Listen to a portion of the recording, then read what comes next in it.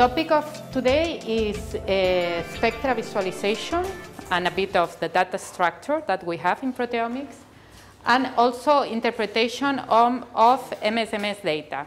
Okay?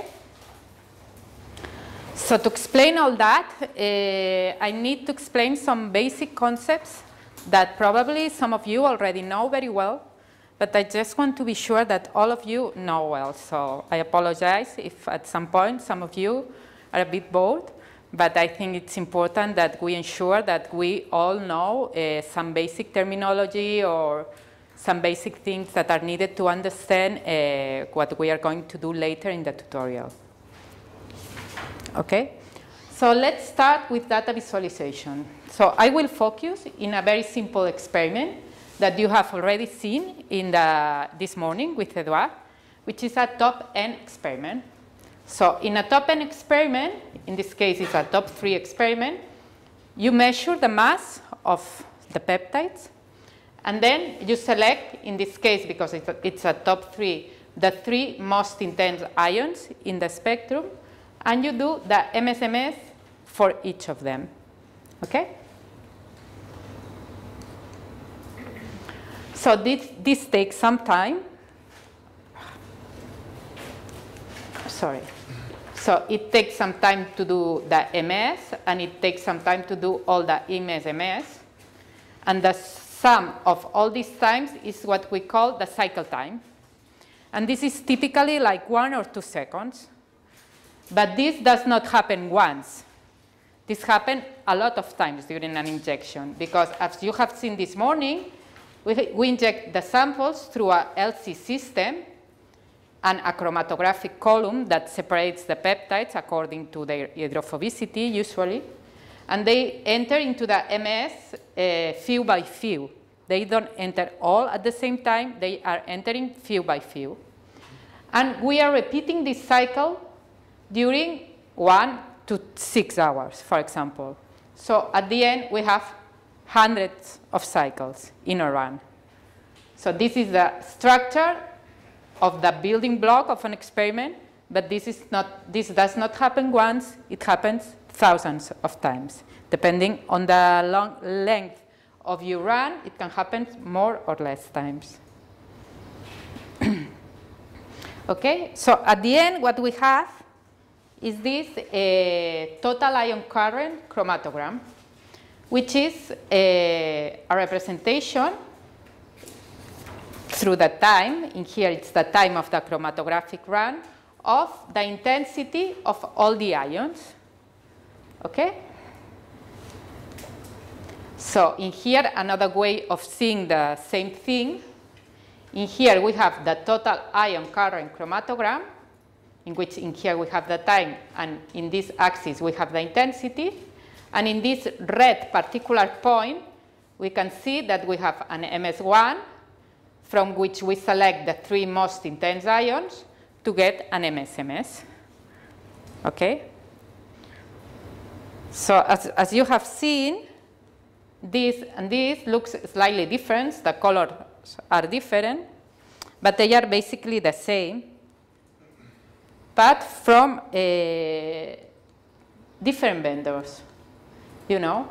So in proteomics, there are 5 main manufacturers of mass spectrometers, and each of them, they have their own file system, okay? Which are very similar, but they need different softwares to be analyzed. So if you have a run from an ABSciX instrument, you need to have this analyst software in order to open it. Or if you have a run from a thermoscientific instrument, you need this Excalibur to open it. So of course, this is not very, very convenient for many reasons. So 2 of the most important reasons why we don't like this is because sharing is difficult. I mean, if I make a run and I want to send it to you that you don't have this software, then what happens? And also because of the aging. So the companies, when they don't produce the instrument anymore, they don't sell the software anymore. So it can happen that you have some raw files that you don't have a software to open it, and you cannot buy it. So this is very inconvenient. And to solve this, there are two strategies, which is mainly use open formats, convert our files into formats that are more open and can be analyzed with other type of softwares. And this is, there are two main types of open formats.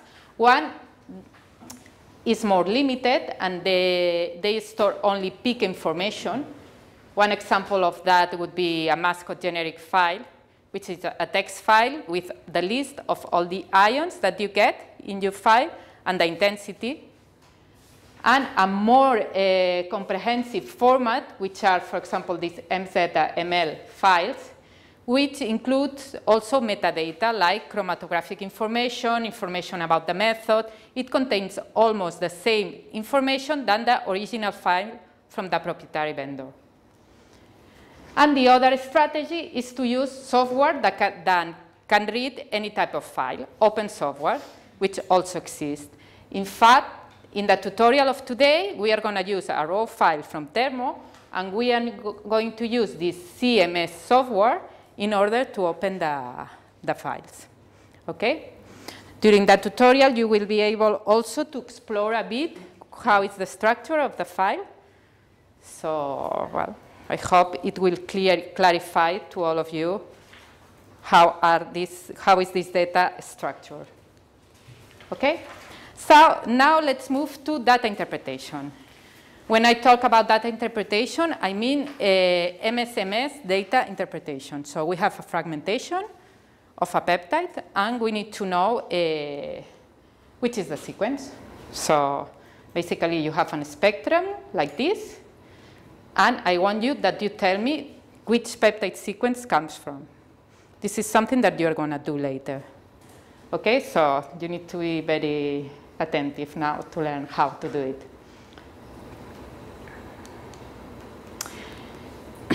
What is this de novo sequencing thing? This de novo so nowadays, people in proteomics, they don't use this de novo sequencing usually or in a day-to-day basis.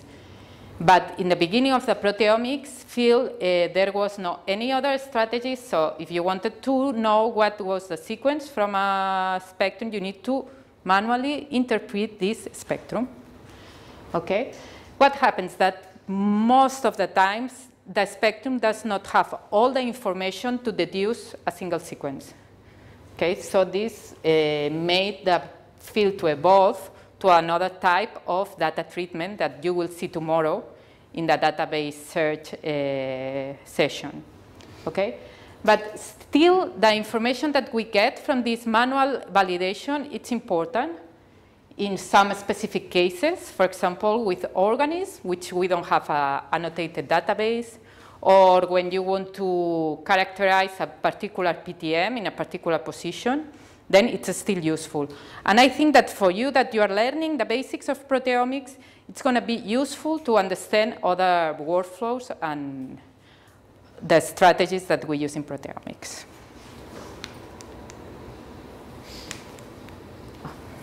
So now we are going to review these basic concepts that I was telling you before. So peptides and proteins are chains of amino acids that are linked by these amide bonds. Okay? When we have the molecule alone, we call it amino acid. But when it forms part of a peptide, we call it residue, which is the same as an amino acid, but without a water molecule.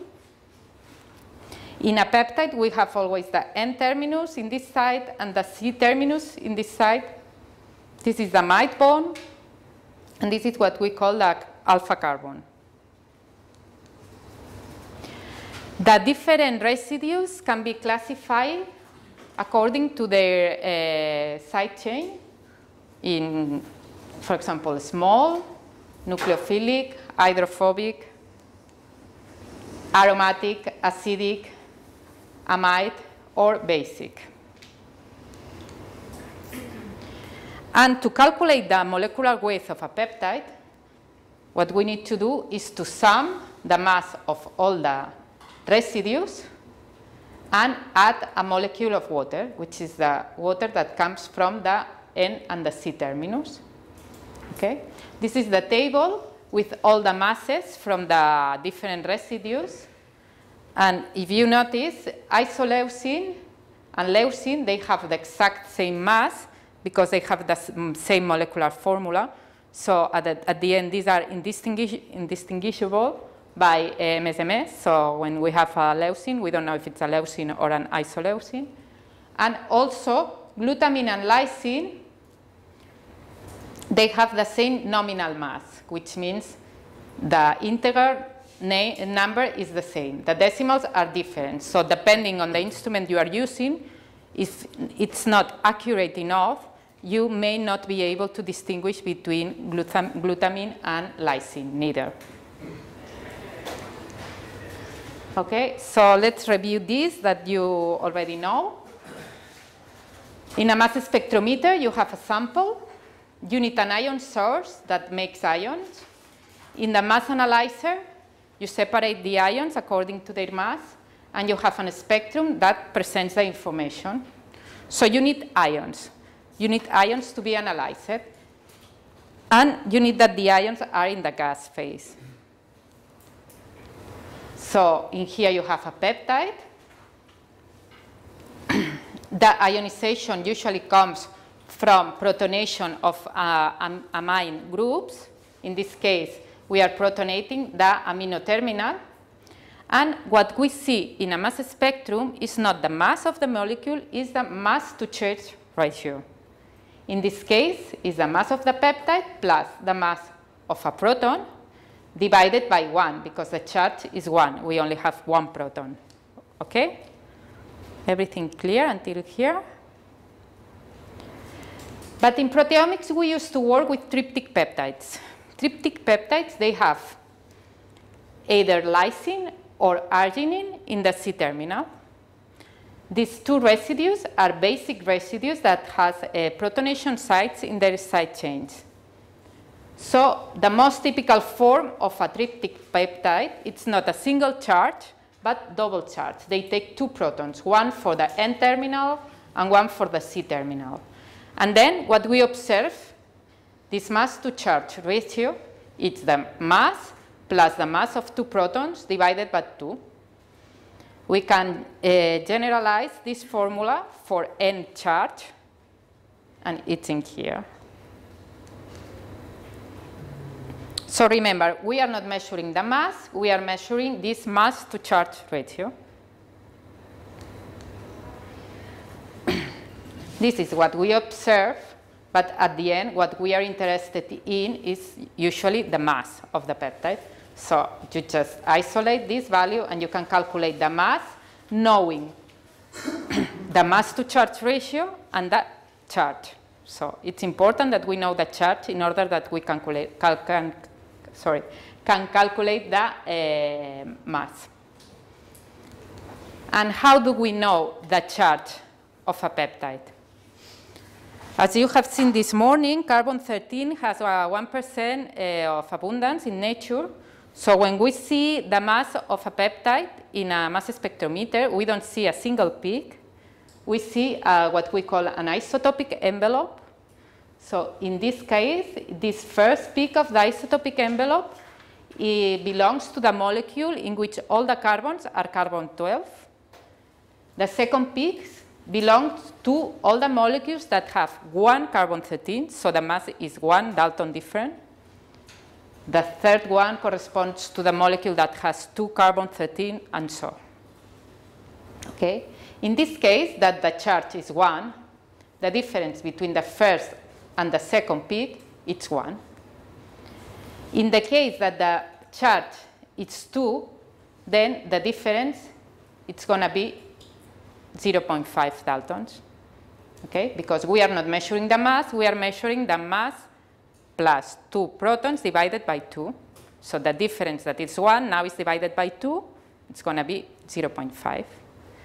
In the case that the peptide has charge 3, the difference is going to be 0.33. And so 0.25 for charge 4, etc. although most of the times we will have charge 2 or charge 3. Okay? So that's how we figure out what is the charge of the peptide, looking at the isotopic envelope. Okay, then we will have molecules that are going to be fragmented, and we are going to detect these fragments and obtain an MS-MS spectrum. Okay, and how this molecule is going to break. You have seen something this morning, no? There is this nomenclature to name the fragments that are originated when a peptide breaks. So if it breaks through the amide bond, the charge can be stored either in the C-terminal or in the N-terminal part, and then it's called Y or B, the ion that is generated. Or if the bond that is broken is this one, then they are going to generate zeta and Z ions. Or in this case, if the peptide, the bond that is broken is this one, it's going to generate X and A ions. Okay? One of the most common fragmentation techniques is this collision-induced dissociation. And this is what we are going to do in the tutorial. We are going to work with this type of fragmentation. And in this fragmentation, you get mainly Y and B ions. There are two types. If they are done, if the fragmentation is done in an ion trap, you can have more B ions. And if the fragmentation is done in a collision cell, the Y ion series is much more important. Okay, and then in this type of fragmentation, you will have this Y ion, this B ion, and also sometimes you see the A ion, because this B ion loses very easily this CO molecule, generating a -28 Dalton peak that accompanies, that goes with the B ion. Okay. Well, there are other types of fragmentations that you have already seen this morning, like this ETD that generates the C and zeta ions. But today we are not working with this type of fragmentation. That's going to make it simple. So imagine that our problem is that we have a peptide sequence and we want to know which are the fragments that are generated. This is a very easy problem. You have a lot of tools in the website, in the web, that you can use it. For example, this fragment ion calculator. You put the sequence and you generate the Y and the B series. Okay? But you can have not only Y and B series, because it can happen that the peptide is broken in more than one site. And then you have an internal fragment ion. So this complicates the spectrum. It's not that you have only Y and B. You can have also these internal fragments. When the internal fragments contains only one residue, they generate what we call ammonium ions. These ammonium ions are small ions that are characteristics of a particular residue. For example, if in my spectrum I see a strong signal of 110, I can deduce that I have histidine in my peptide. Okay? These are what we call diagnostic ions. These ions are not observed when we are working with ion traps. Somebody can tell me why? See, theoretically, ion traps have a particular type of build, and the ions move kind of through the trap in the axis direction, and the z-axis is, when it reaches certain number, 0.98, they fall out of the trap, we don't see them. But the former Finnegan and now Thermo have modified the type of dissociation that's called pulse Q dissociation, so they quickly accelerate them and then they kind of slow them down. So somehow the ammonium ions are being retained. I don't exactly remember the physics around it. Well, I think you lose a lot of sensitivity when you do yeah. Yeah, you can. But I mean, in the normal way of working with an ion trap, you lose all the ions that are less than 1/3 of the precursor. So if you have a precursor of 600, you are not going to see anything below 200. Okay, this is what the 1/3 of the mass rule for ion traps. And this, of course, applies to the ammonium ions. If your spectrum has been recorded in an ion trap, you are not going to see these low mass range ions. If the analyzer is any other, like a TOF or an Orbitrap or whatever, you are going to be able to see this. Okay, so yes. Why? Why? Because of, I mean, there is a physical explanation about the stability of the ions, but in order that you cannot have stable ions of low mass and high mass at the same time in the ion trap. So you lose these small ions. And this 1/3 of the mass is 1/3 of the mass of what? Of the precursor. The ion that you are fragmenting, which is always the mass to charge ratio, remember. So if it's 600, the mass is going to be 1,200 if it's double charged. Okay? Okay, so as you have seen before, there are several residues that they have basic side chains, like lysine or arginine, but also histidine. And we have also the N-terminal. These are potential protonation sites. In solution, they all have more or less the same basicity. So there is no preference for any of these sites to be protonated. But in gas phase, arginine is much more basic. And if you remember, we work in gas phase. So, and the other three becomes more or less the same basicity, and also the amide bond can be protonated. Why do I explain you this? I explain you this because the protonation of the backbone, this amide bond, is needed to produce Y and B ions. Okay? We need that this amide bond in here gets protonated in order that by a mechanism, which is the mechanism of the mobile proton, which you can find it in this reference very thoroughly explained, you allows that the peptide is broken. Okay? And what happens? If the number of arginine is less than the number of protons, I mean, if you have an arginine, the arginine is going to keep the proton because it's more basic. But if you have more protons than arginine, you will have at least one proton that is mobile and can go through the backbone, and it can break and generate these Y and B ions. Okay? But in the case that you have a peptide in which the number of arginine is higher than the number of protons, then you don't have a mobile proton that can protonate the amide bond and can generate these fragments, and you will have a very poor fragmentation pattern, and you will probably not be able to deduce the sequence from the spectrum. Okay?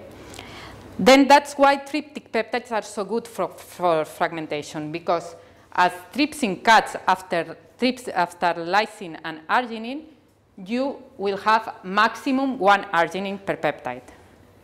And you have two potential protonation sites. So you will have at least one proton that can move through the backbone. Okay? And moreover, all the Y and B ions will be single charge because the charges are separated in the space. One is in the N-terminal and the other one is in the C-terminal. And this is also very advantageous because it makes it easier to interpret the results. Cristina? And so this first figure here is what we inject to the This? Yes. And then that one is after the fractionation. Yes. Yes. So this is a schema of a peptide in which you have the N-terminus protonated, the side change of the C-terminus, that in this case it's a lysine, but it could be an arginine also. And this is a schema of the fragments. If the charge is retained in the N-terminus, you have a B ion. And if the charge is retained in the C-terminus, you have a Y ion.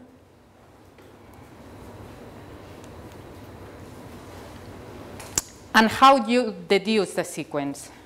Okay.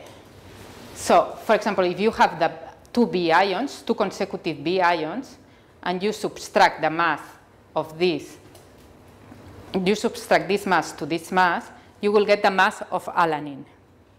Okay? If you make the difference between these two masses, it has to be the mass of glutamic, and so and so.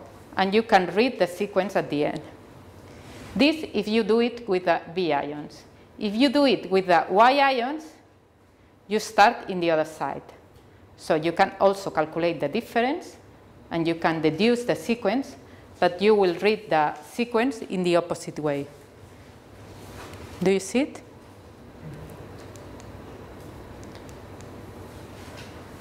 So our goal today is that you get one spectrum, and you tell me which is the sequence that comes from. Okay? I'm going to explain you some rules, and the tutorial is very guided, so I think you're going to do it. But yeah, there are some things that you need to know first. Well, one thing I want to say here is that there is not a way to predict which bonds are going to be fragmented more or less, if you're going to be more Y or B. There is not exact prediction, you know. You can have some guidelines, but you don't have any software that can predict exactly how a peptide is going to be fragmented. Well, here it's just to review how we do it. So once we have identified a Y series, we just calculate the difference between the consecutive peaks that correspond to a mass. And we go to the table in which we have the masses and the residues, and we can know which is the residue that corresponds to this mass. Okay? But where do I start if I have a spectrum? So one good idea would be start in the high mass range, because it used to be more clean, and you used to have mainly Y peaks. Another strategy would be to start in the low mass range, because as we know that the peptides are tryptic, they have to be either lysine or arginine in the C terminus. So we can calculate the theoretical value of the Y1 ion for lysine and the Y1 ion for arginine, which is 147 and 175. If we see any of these two peaks, we know that the peptide ends with either lysine or arginine. Again, this is not very useful when you are working with ion traps, because you probably are going to lose these ions in the low mass range. More rules. So, for example, in the case of the B2 ions, it's very common that you lose this 28 that I told you before, this CO, and you see this A2-B2 combo. This is useful to identify what is the B series and what is the Y series. Okay? Also, we have already talked about this. These ammonium ions can help you to know which are the components of your peptide. For example, in here we see that we have histidine, we have arginine, we have tyrosine, and this is the Y1 of the arginine. So in the low mass range, we have a lot of information. Sometimes, especially if the peptide contains any of these residues, the Y ions can easily lose water. So you can have also these pairs of peaks, which one is the Y ion and the other one is the Y ion minus water.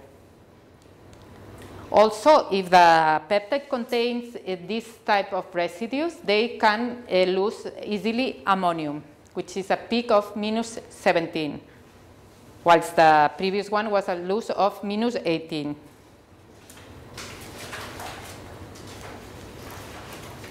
Also, the intensity. So there are some predictions that can be done based on the intensity of the ions. For example, after arginine, sometimes the peak of minus ammonium can be more intense than the peak, the corresponding Y peak. For example, in here that we are seeing now, this would be the Y1, the Y2, Y3, Y4, Y5, Y6 ion. We don't see the Y6 ion, we only see the Y6 minus ammonium. Also, when you have a proline, it's a more basic bond than any other because the proline is not a primary, secondary amine.